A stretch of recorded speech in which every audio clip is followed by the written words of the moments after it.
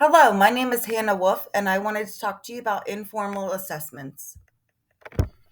You may be wondering what an informal assessment is, and an informal assessment is a tool that can be used by the teacher or students to gauge student learning during that specific moment. These assessments are not standardized, they can be used spontaneously, they help us to learn students' needs, and they can be used as a diagnostic tool for baseline data. This plays a huge part in special education. Also, the good thing about informal assessments is that they can be used for multiple students. As you can see, I have a picture that discusses informal assessments versus formal assessments. As you can see, a lot of these tasks that students are able to do is more based on the individual comparing them to the class instead of comparing them to standardized tests. One type of informal assessment is anecdotal records. And these can be used to document student engagement, learning, and behavior.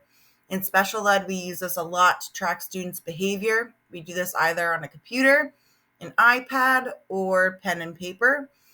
Some advantages is that it gives us really reliable data collection. And for behaviors, it can show the antecedents to those behaviors so we can see why the student is doing what they are doing.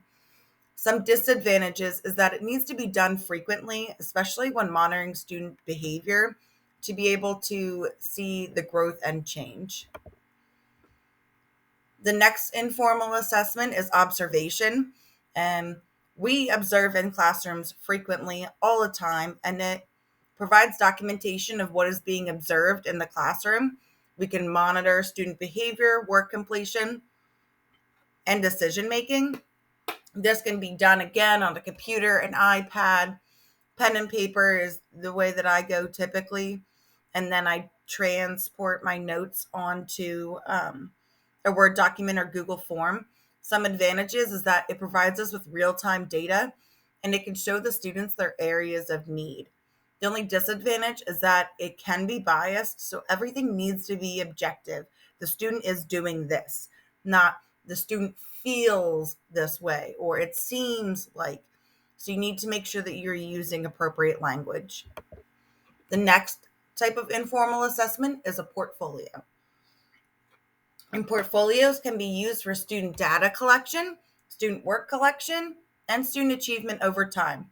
A lot of the times when we have a portfolio, we have students graph their data to be able to see the progression. This can be done on ePortfolio, Google Sites.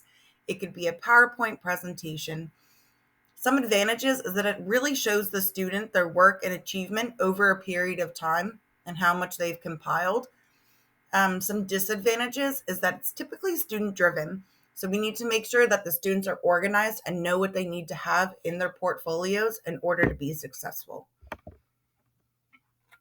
The last type of informal assessment I'm covering is interview. And this is interviewing is just having a conversation with the student. So being able to gauge their understanding, being able to scaffold skills throughout the interview so you could show them what they are doing and then lead them to doing the process by themselves. This can be done on a computer, iPad, Google Forms.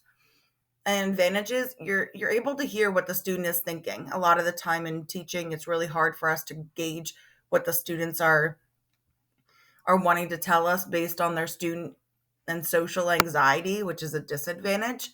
There also can be miscommunication at times, which is a disadvantage. So it allows us to communicate between the student and teacher independently, and it can be done over the computer, which is definitely beneficial for those with social anxiety.